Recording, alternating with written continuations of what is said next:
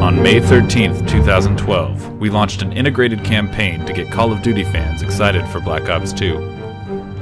The campaign was to feature the three prominent modes of Call of Duty franchise: single-player, multiplayer, and zombie mode. For the first phase, we wanted to focus on the single-player story. To do this, we had to bring the players together. We built off the momentum of the first game in the series, holding a nationwide Call of Duty Black Ops tournament. While the tournament was open to anyone, the goal was to get to the main event where the finals were played on the big screen in Times Square. Among the guests were various gaming bloggers, including those from IGN, Machinima, Kotaku, and Game Informer. Ed Harris and Gary Oldman, voice actors from the first game, attended, as well as special guest Ben Chachowski, the creator of Call of Duty. The event invites were sent in the form of gun parts. Each part, the magazine, body, and scope, could be pieced together with matching parts from other invitations. While the tournament was seemingly invite-only, local web and radio ads ran spoken only in Chinese with the location information. Some savvy listeners used Google Translate to figure out the time and place and gathered a mass of people to show up and watch. The tournament matches were a huge success as millions of viewers tuned in on live streams across the globe. During the countdown to begin the match, Times Square lost power completely, turning the surrounding areas dark. As players looked on in confusion, the digital billboard flickered on.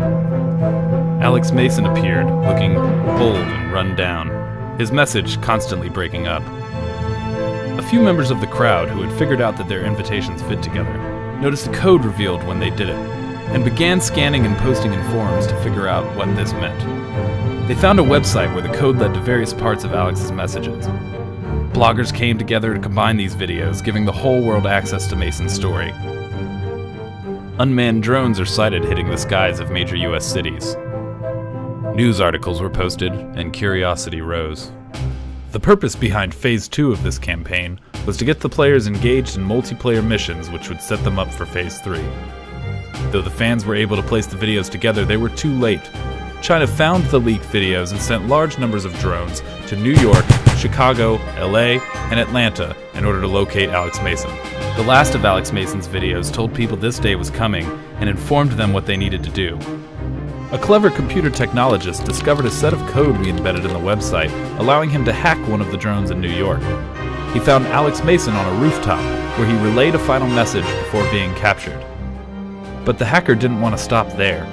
He and a couple friends hacked away at our code, finding out how to control even more of the drones, until 2 days later when the drones all dropped out of the sky due to a firewall issue.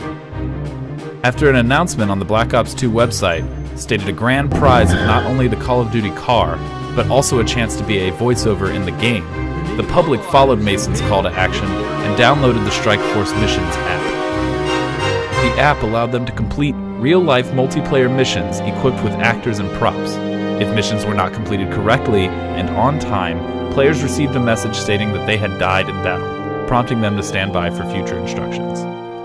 Thousands of players participated in citywide capture the flag missions, search and destroy, and even one in the chamber, resulting in many casualties. The first 40 people, 10 in each city, to complete all the Strike Force missions correctly were deemed the sole survivors, saving Alex from the Chinese.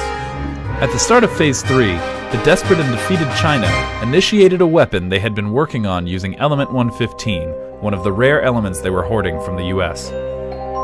Fans began to notice glowing eyes in the shop windows at night, and white chalk outlines of guns on the walls of alleys around the city. The survivors were sent resistance kits, equipped with a Bluetooth-embedded fake assault rifle, some cool Black Ops 2 gear, and a map pointing them to a location in time. All of those that died then received a zombie kit stating that they had been resurrected as zombies. The kit was filled with zombie makeup, prosthetics, and even glowing contacts they could use to get into character. They were given the same location information, but with a much later start time. Through geotag on windows and doors, the zombies were prompted to break into the building, while survivors rushed back and forth to defend the various entrances. One survivor remained who was rewarded with a guest voiceover spot in the first downloadable content of the game, the Call of Duty Black Ops 2 Jeep, and an Xbox 360 Call of Duty edition with a copy of the game. The 39 dead survivors received a copy of the game, and the participating zombies received the first DLC of the game for free. Overall, it was a success. The three-part campaign, through focusing on the story, multiplayer, and zombie modes, played an integral role in the hype behind Black Ops 2. Fans were pouring out all over the streets to participate. Loads of Black Ops gear was given away, and everyone just had a lot of fun.